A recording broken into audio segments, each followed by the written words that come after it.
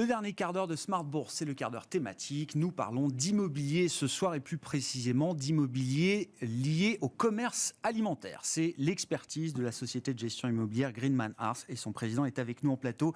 Abhishek Jha, bonsoir. Bonsoir. Merci beaucoup d'être avec nous. Bon, juste un mot quand même de Greenman Ars, il faut le rappeler, qui est une société de gestion immobilière, donc filiale d'un grand groupe qui s'appelle le groupe Greenman, voilà, qui est la filiale française dédiée à la gestion immobilière et encore plus, puisqu'elle est spécialisée, je le disais, dans l'immobilier de commerce alimentaire. Vous allez nous expliquer pourquoi vous avez choisi, pourquoi cette expertise est une expertise chez vous aujourd'hui. Ça fait 1 an que vous êtes présent en France, c'est ça, Abhishek? Exactement, ça fait 1 an qu'on s'est lancé. Et un premier fonds qui a été ouvert en janvier dernier. En janvier 2022, exactement. On a lancé la SCPI GMA Essentialis en janvier 2022. Dédié au commerce alimentaire.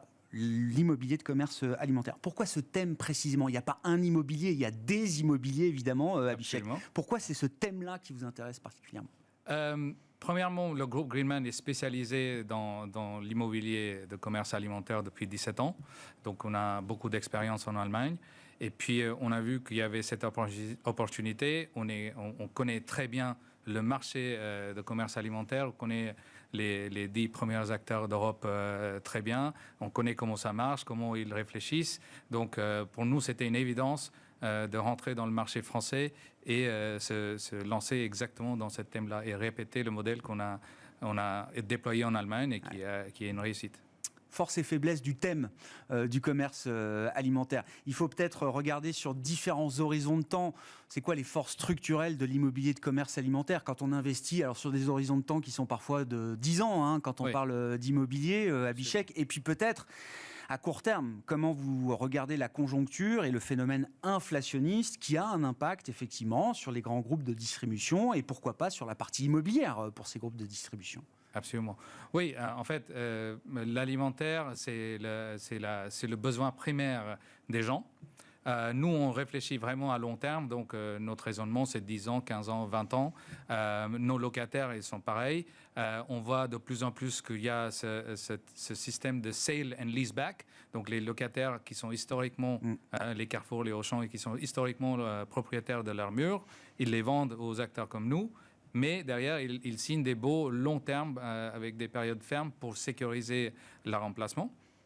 Et pour nous, c'est super parce que ça nous donne de la visibilité, ça nous donne de la stabilité et on sait que c'est quelque chose que nos investisseurs cherchent aussi.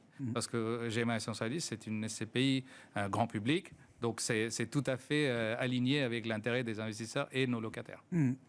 Sur la conjoncture actuelle, et notamment, alors ça fait partie des mesures qui sont ouvertes aujourd'hui, par exemple, par le gouvernement français, l'idée qu'on va bloquer la progression des loyers immobiliers. C'est vrai que l'immobilier a cet avantage souvent d'avoir des loyers indexés sur l'inflation. Là, le but étant de lutter contre l'inflation, on va essayer de limiter la progression des loyers.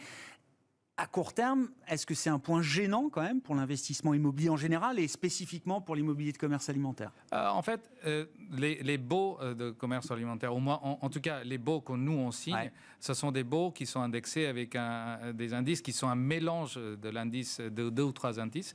Donc ça protège quand même contre l'inflation. Là où ils ont décidé de caper l'indexation, c'était plutôt pour la partie résidentielle et dans un contexte très spécifique. Alors que nous, c'est des baux commerciaux, c'est classique. Et l'avantage, c'est que oui, c'est indexé chaque année. Et vu que nos enseignes, nos locataires, ils résistent mieux la crise, l'inflation, des environnements inflationnistes, nous, on pense que ça va rester assez stable et on va progresser avec l'inflation en termes de loyer et la collecte. C'est quoi la vision que vous avez du fonctionnement et de l'équilibre du commerce alimentaire sur les prochaines années, dans le prochain cycle, entre les murs, enfin le physique traditionnel, entre la partie e-commerce, logistique, on a vu aussi l'essor du quick commerce, tout ça implique effectivement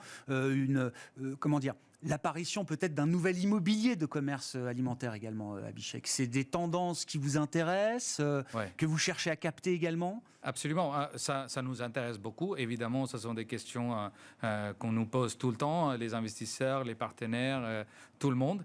Et on voit que, en fait, à la fois nos locataires, ils s'adaptent vraiment très très bien et très très vite aux besoins en ligne, etc. Par exemple, l'e-commerce pendant la pandémie, quand tout était fermé, les supermarchés étaient ouverts et on a vu qu'on a dû adapter les unités, les supermarchés pour le click and collect. Par exemple, c'est une tendance qui a explosé en France. Et cette offre-là, chez les grands retailers, elle est satisfaisante aujourd'hui ?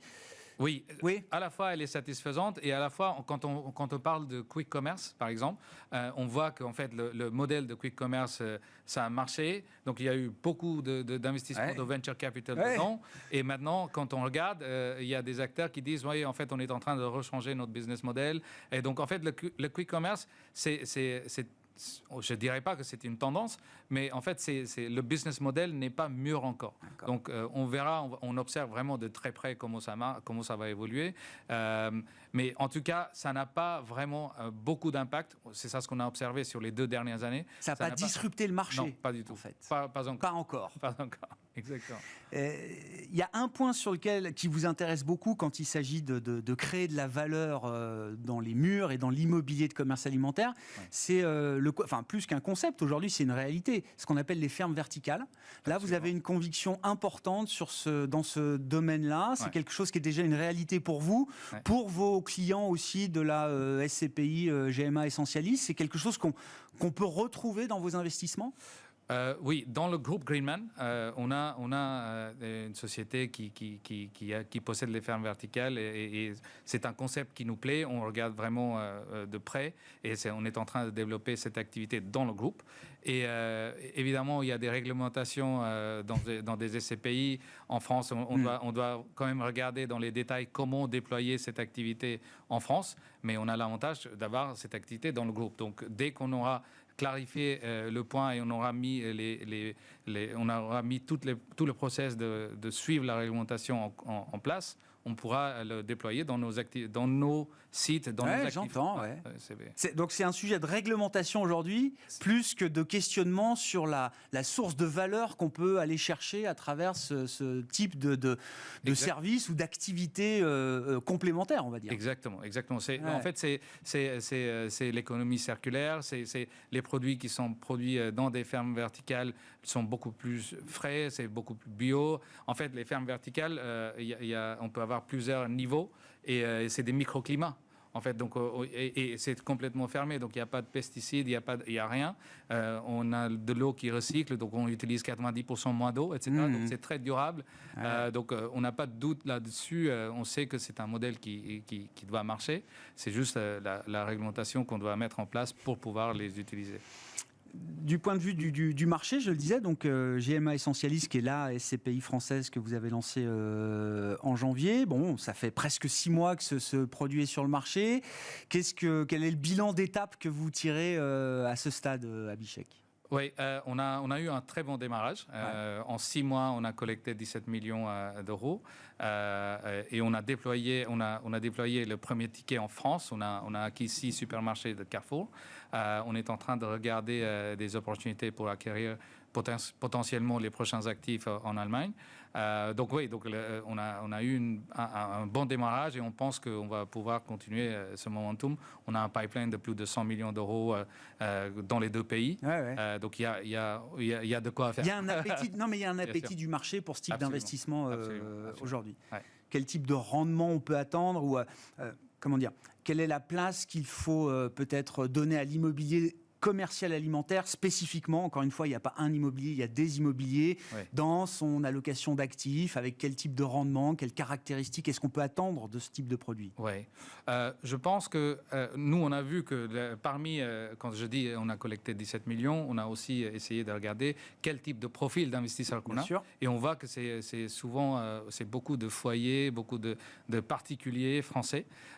Et évidemment, moi, je pense qu'il faut avoir l'optique de long terme. Et il faut avoir une partie quand même, il faut allouer une partie importante, surtout pendant les périodes où il y a des hauts et des bas, etc., dans les marchés financiers, etc.